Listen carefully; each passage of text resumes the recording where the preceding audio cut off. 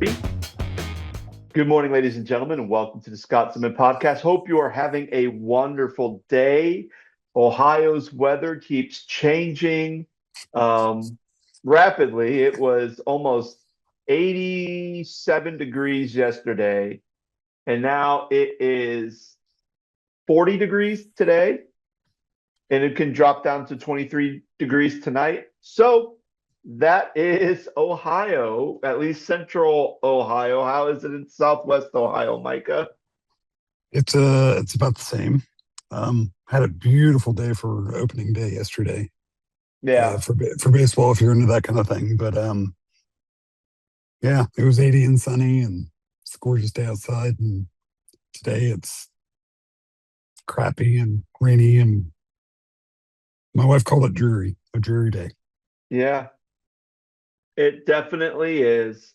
And yeah, so if you guys are following this and watching this, last time we talked about reconciliation of generations. We talked about that last time. So this time is going to be kind of for some people might be a little of an odd topic, but others it might be a relevant topic, maybe a topic that some people are probably cheering about too. But we are going to be talking about, is the megachurch model dying? So yeah, let's get into that. So if you're unfamiliar with the term megachurch, megachurch, what would you say, Micah? Would you say a church that probably has over 5,000 people is considered a megachurch? Do you think Um, bigger than that? I think I think that's a good number.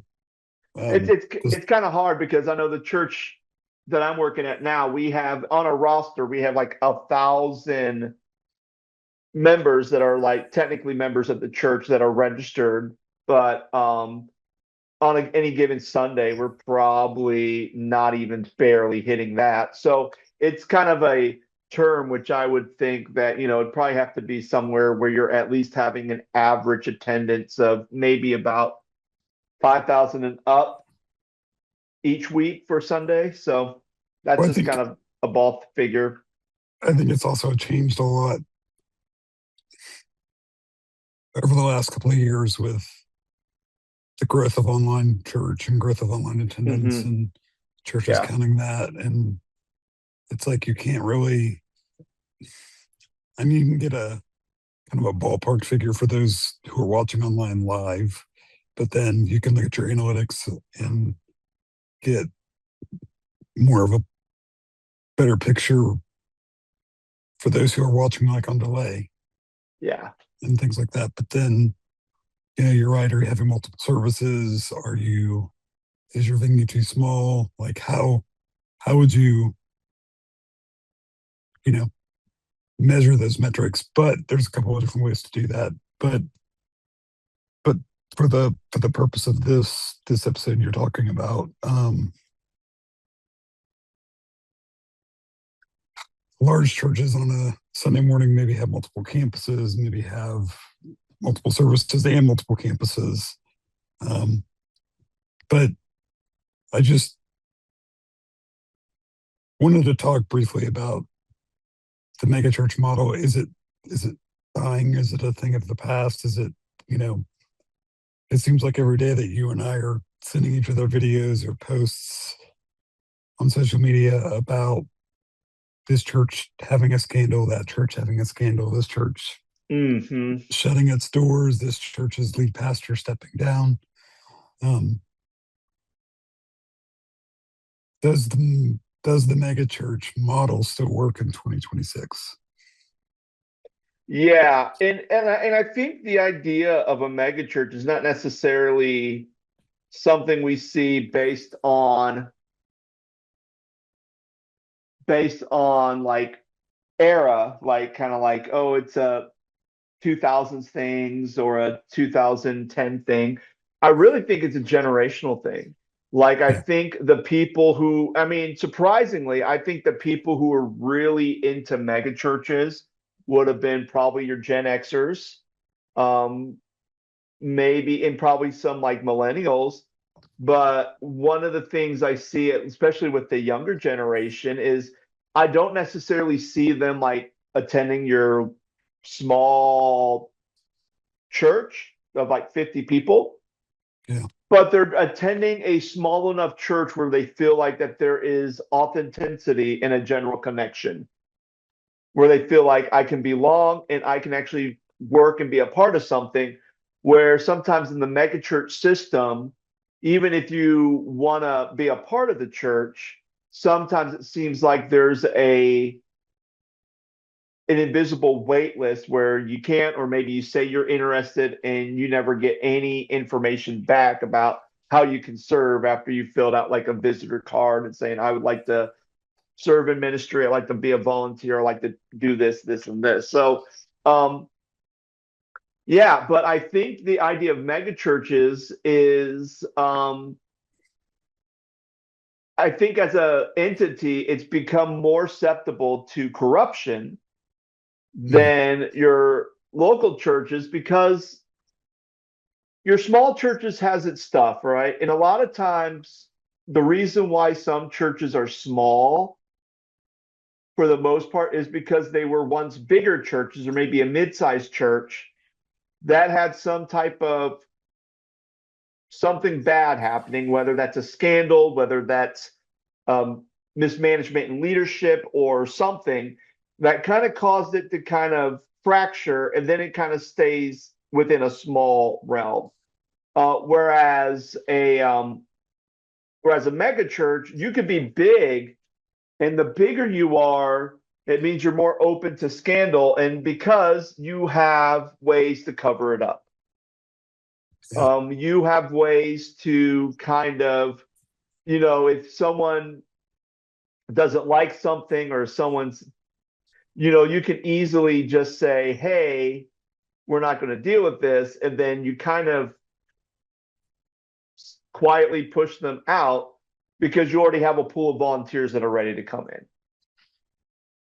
And not only that, but sometimes even with bigger churches, if there's something that's going on that people don't like, they can leave, and most people are probably not even going to notice. Whereas if Yeah. you leave a smaller church, everybody notices.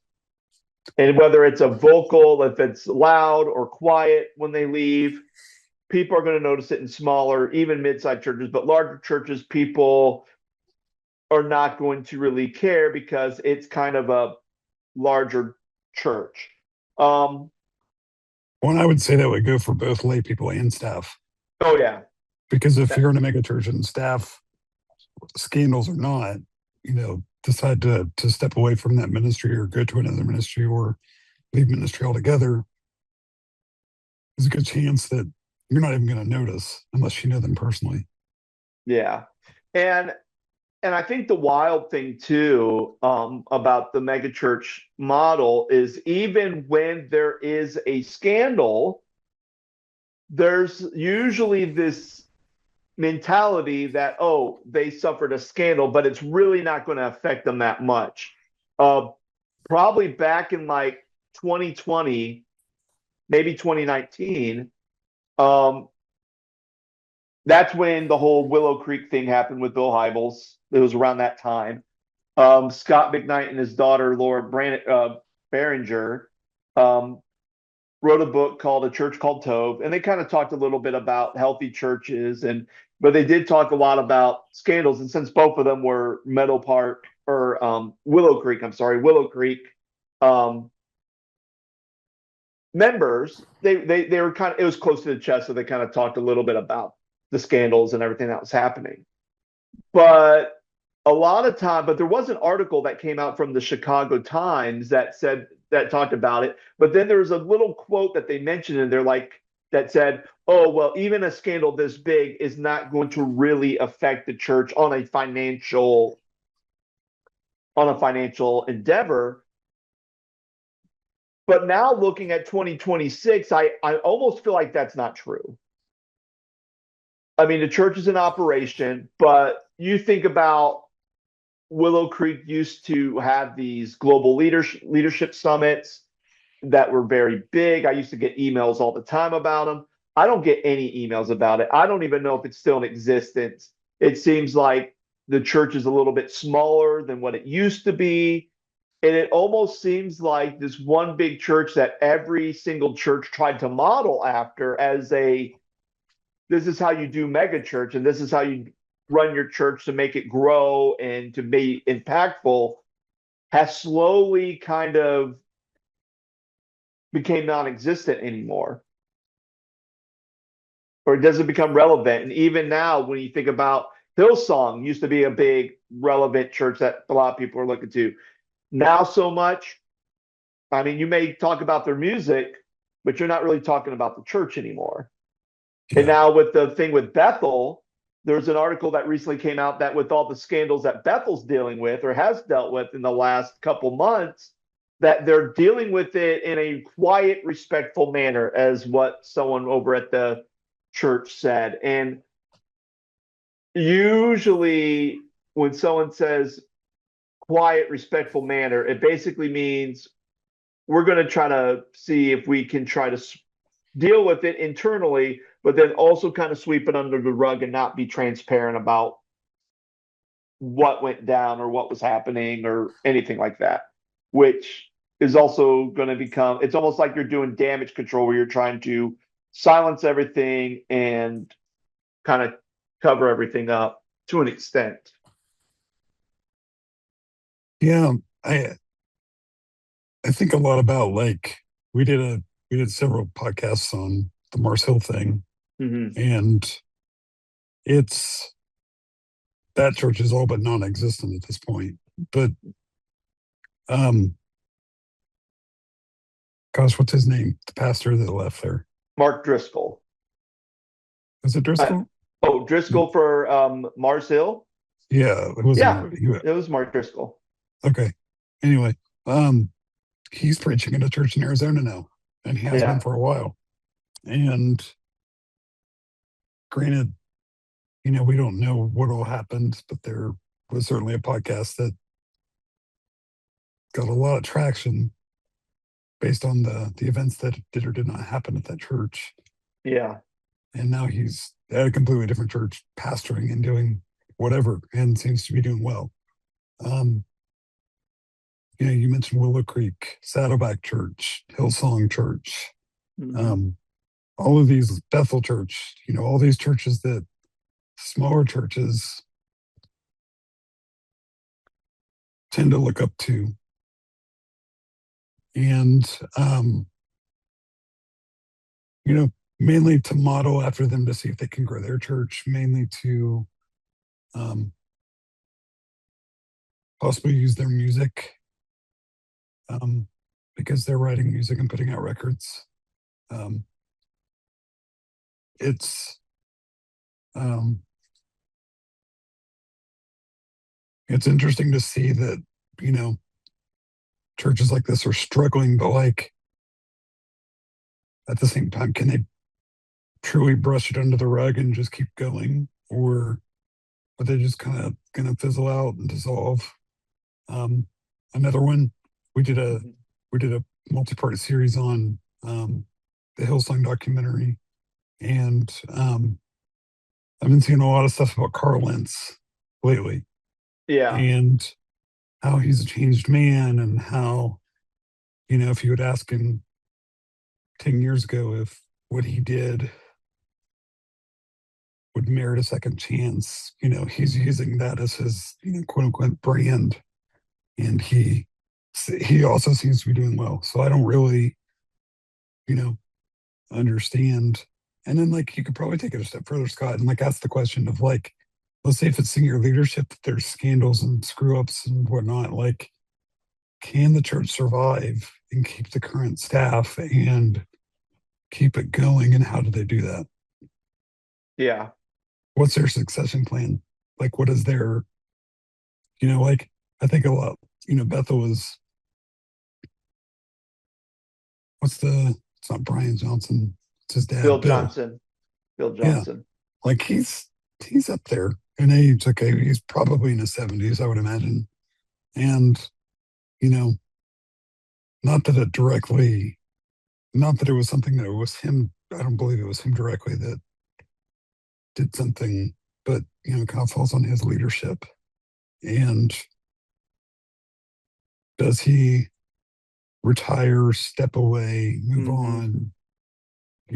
Does that taint his children? Brian is his son, who has a worship leader on staff there, Yeah. and Jen, his daughter-in-law. Like they're they're one of the main reasons Bethel Church is on the map because of their music and their ministry and worship and writing and putting new records out Yeah. and things like that. But it's like, okay, if Bill goes, does Brian go? And then if Bill and Brian go, does Bethel survive? I mean, they have the worship school, they have about 11,000 people. Yeah. Um, but that's just one example. And then, like, we did another podcast back on, a couple of years back on, what's his name? Um, that he took a leave of absence and Oh, we didn't know Matt what he, Chandler at Village Church. yeah, the Village Church, and they seem to handle that really, really well. And you know, I don't Hmm. know. You know, is there a way to do the reconciliation, do the biblical thing, and forgive people and put the band-aid on the church and let it heal and move forward and continue to do good things? I just don't Yeah. know. But I guess the bigger question in this episode of what we're recording is like, is the megachurch still a cool thing? Is the megachurch still the thing to do? Is the megachurch still a cool model? And my answer to that would be yes and no. Yes, it's still a thing. Yes, there are still megachurches. Yes, there are still megachurches that are thriving. Elevation is a good example of that. But also the Gen Zers, they're thriving in this smaller setting, revival type, like the Asbury thing, the Yeah. revival type setting of like 200-300 people like in a room at the same time, and they're really just leaning into worship, leaning into the word of God, leaning into breaking bread together. Book of Acts, New Testament church. Yeah. And Well, that's good. no, like you're bringing up a lot of great points, and I think the other factor with the mega church is a lot of times with mega churches, it's usually built upon one person's personality. Yeah. The Matt Chandler, the Craig Goshells, the Brian when Johnson, the Brian Johnson, you think about all these people, but I mean, think about it. Tim Keller, really big. His church was really big too. Presbyterian pastor. He passes away. You're not really hearing much about from him. I mean, what happens when again, like when Bill Johnson like retires or leaves? What's going to happen? I mean, Bill Hybels left and he had a succession plan. And then once everything came out, like that thing blew up because the two people he chose to be the co-leaders of the church decided to resign when all that stuff. It's like they didn't want to be a part of that organization. Um, you know, let's say if another thing that happened at Mars Hill happens at this church in Phoenix that Mark Driscoll's like, almost kind of a carbon copy of what happened and he leaves, like, is that church going to implode again? I think, and even when you think about even just some of the larger churches within our denomination, right? I mean, you think about like Chartel or even Meadow Park. At one time, Meadow Park here in Columbus was huge, and then when the pastor who was kind of the leader there that was kind of in the height of that, once he left, they had a number of pastors go through that system, and then they finally have a pastor that's been there for at least a while now. But as far as where the attendance was at then and kind of where everything was at now, like it's almost like night and day when you're having a Saturday service and maybe like 2 to 3 Sunday morning services of 1,000, and now you're having a church service that's averaging at about 500, which is still not nothing to scoff at, right? But still, you look at that model and you go, okay, this isn't a good model.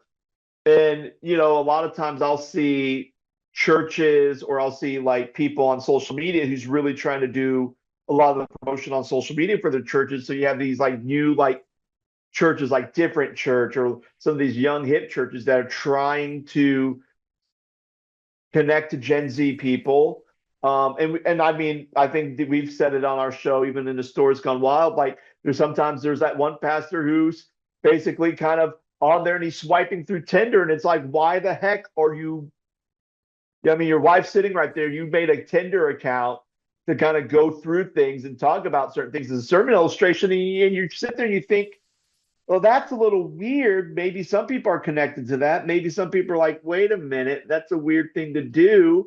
And all of a sudden, you get to a point where you go, the idea of trying to be a different church or a shocking church or a attractional church is starting to lose its luster, it's starting to lose its spectacle to really drive people into your church. Because a lot of times people want to know, how can I feel like I belong somewhere? How can I be part of a church that is doing something good for its community or serving? We, I mean, last year at our church, we did we had our, we had a normal service at our 9 o'clock, and then our 11 o'clock service, instead of having it, we went to a ministry that grows vegetables. They have a farm and they do something where we plant vegetables, we grow vegetables, and we give it away to people in need. So we're doing that, and there are some people who are kind of new to church, and they're kind of still like, I don't know, I'm going to kind of take a back seat and see how everything is. And then they showed up to that, and they're just like, I didn't even think a church could do this on a Sunday morning. That we Yeah. didn't have to sit and like sing songs and pray and hear a sermon, that we can actually go out on a Sunday morning and actually help people and do something that's going to be beneficial to our community. And yet Yeah. then that was the catalyst that brought some of these people who are kind of like, I'm kind of still testing the water. Then they bought in. You guys are doing something. I feel connected to you. I feel like I have a relationship with, and even with our pastor retiring this year, I mean, there is a lot of anxiety around her leaving, but at the same time, there's also a thing going like, okay, well, the rest of the staff is going to be there. And even though within a Methodist system, it has a whole different thing where we don't really have a called system or a succession system. It's more of, well, the bishop's going to appoint a pastor here. So, it's kind of like, okay, we have a new pastor, so we're going to have to see how well they accumulate to the community, to the culture, what's something they bring to the table, what's something they can do to kind of change the culture a little bit within the church. But at least there's some posts in there that are familiar that people kind of feel at ease. But like with a mega church, like you said, like there's a lot of there is a lot of nepotism sometimes in mega churches. There is a lot of, well, these are my guys or these are my gals that are helping me serve a ministry. So when that figurehead leaves, a lot of times those people who are so deeply connected or who are handpicked by that person, when they leave, whether it's retirement or scandal, then a lot of those people that support systems leave too. And then where does that leave the church? And it almost becomes like a system that was basically built on one person's persona versus Jesus Christ. And I think when we talk about the megachurch system, it really is more about the personality and the presence and the culture versus, are we trying to live like Jesus and actually trying to live our lives like Jesus? Yeah. I think you're exactly right. I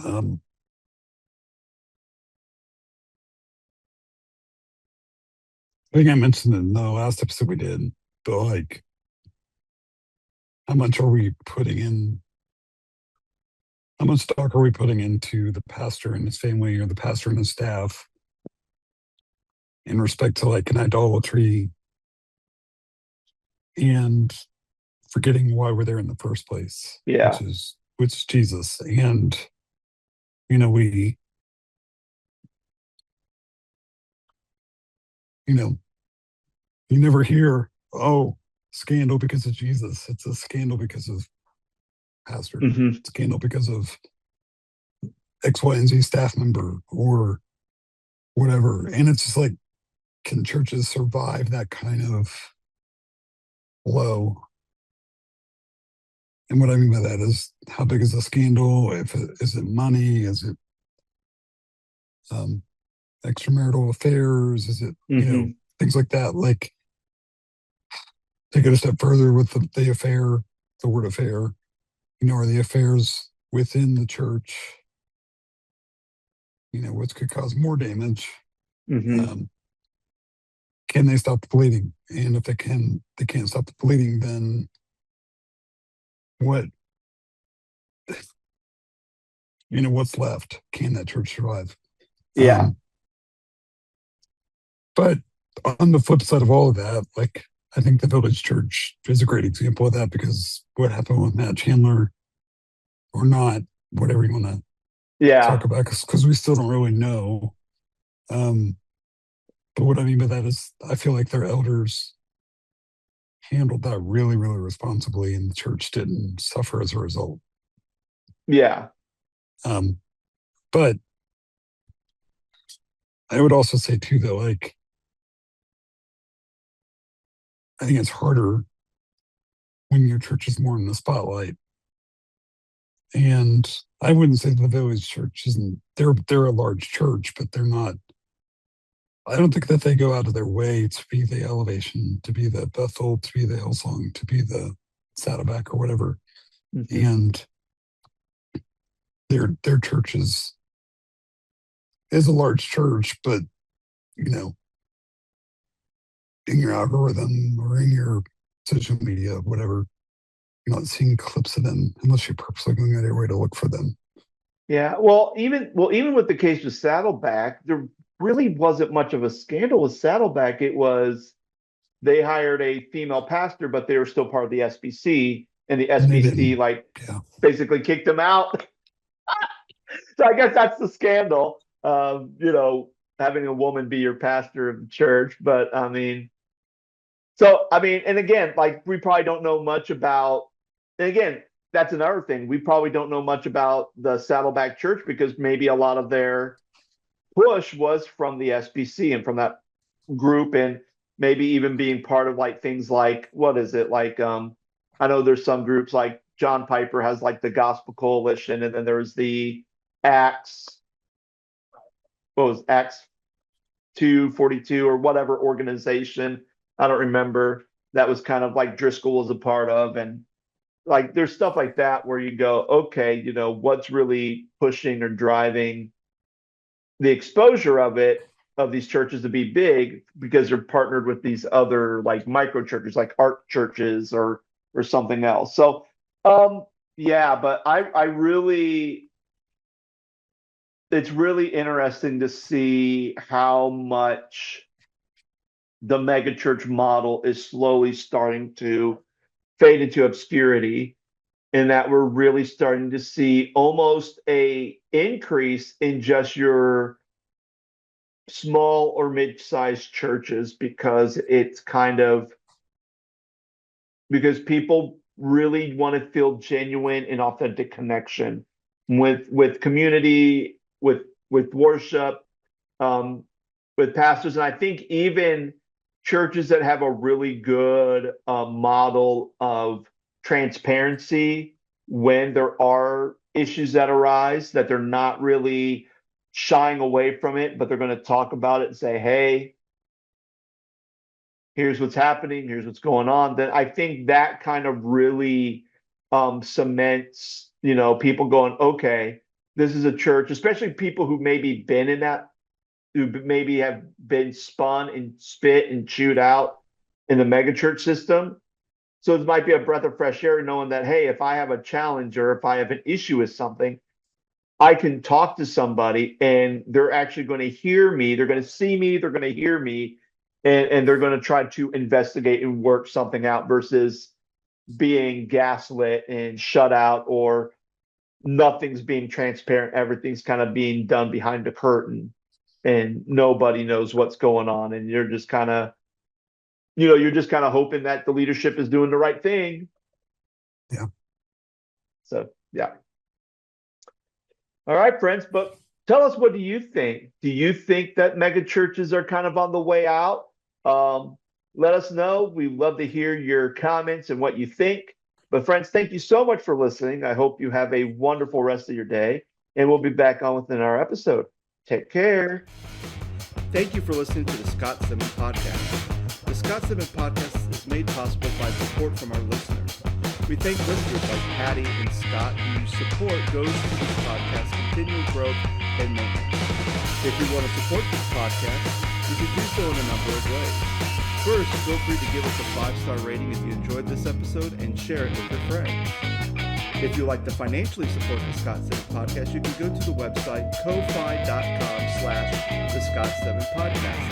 That website again is ko-fi.com/the Scott Stedman Podcast. Thank you so much for listening.